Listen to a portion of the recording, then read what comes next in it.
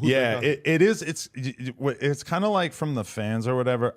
It's kind of like an easy way to take the blame off of anyone in particular and just put it on me, the person that happens to be like a lot more high profile and kind of has this like evil fucking image that they like to post up. So, I mean, to be honest, at this point, like, there's such an attempt to like create crazy narratives in our fan community or whatever that like I just don't even take it serious at this point, and it just doesn't really like. I just see it for what it is, where it's like no matter what happens on the show, there's a significant percentage of the fan base that's going to try to create the most negative possible interpretation of what just happened, and we as the hosts have to actually like communicate with each other enough to not fall for that stuff when we see it in the comments or wherever. So yeah, I feel like the one narrative out there was like, yeah, that you kind of intentionally wanted this to happen, whereas we've seen through the text and everything you said so far, it seems like you've been trying to go out of your way to make sure it doesn't come out. You know what I mean? So that whole narrative is like for sure squashed. But people just be saying shit. Yeah. If House Phone did an interview like that with somebody and they were trying to get at you sideways, we wouldn't let that shit come out regardless. You feel me? So well, I think he's a boss. Yeah. I almost feel like I would. You would? Depending on what it is. Like, I mean, I don't know. Like, I feel like if you interview someone and they have something negative to say about me, which by the way, this happens all the time. The fucking, you know, AD and T-Rail have interviewed plenty of people that sit there and fucking say negative things about me. Yeah. And I find out about it and I'm just like, yeah, put it out. Like, if I feel like responding, I'll respond.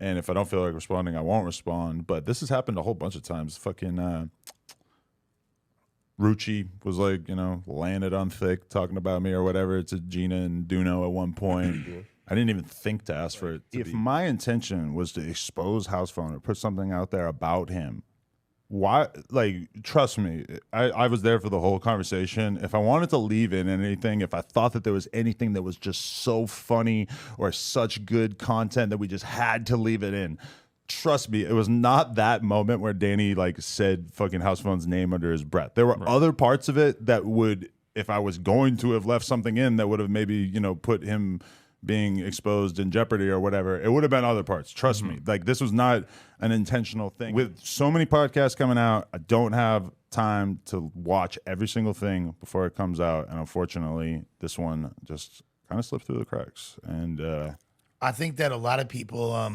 might have thought that because he said, like, we need the views, House Phone. He said it like that. So that's maybe also sparked further speculation. She said that? No, Danny said that. Danny said that to House Phone? Yeah. Danny, really? No, I think he said it on the pod, didn't he? Yes, that's what I'm saying. On the pod. He right. said, he's like, well, like, we need these views. I think it's prior warning. I can't imagine he's going to love that this is airing, but hey, we need ratings. He can suck my dick.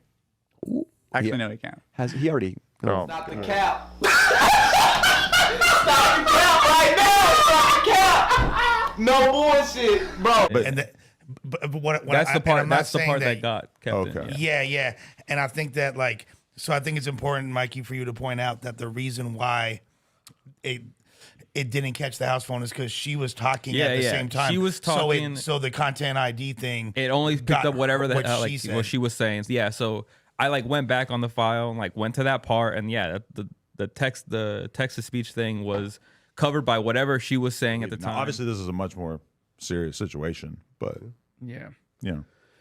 Well, as at the long end as of the we're day, family, you know. House Phone's the homie, and House Phone is the homie. Shout out. A few moments later, she walked up to you and she was like, "How the fuck could you do that to House Phone?" Oh my god. That'll be over with. She was like, "I've been watching No Jumper since 2017." She's like, "You just lost a subscriber, motherfucker." Oh my god. And fuck Danny Mullen. Yeah, fuck that cracker, Danny Mullen. Oh shit. I'm gonna grab a bottle of water. Fuck. Funky Fred, sit down in that chair. You really still don't have socks on? Oh, you got Birkenstocks? You're trying to be like the boss man, huh? Yo, listen, man. You like them? Hey, I'm a bootlicker, right? That's what they said. You know? Oh.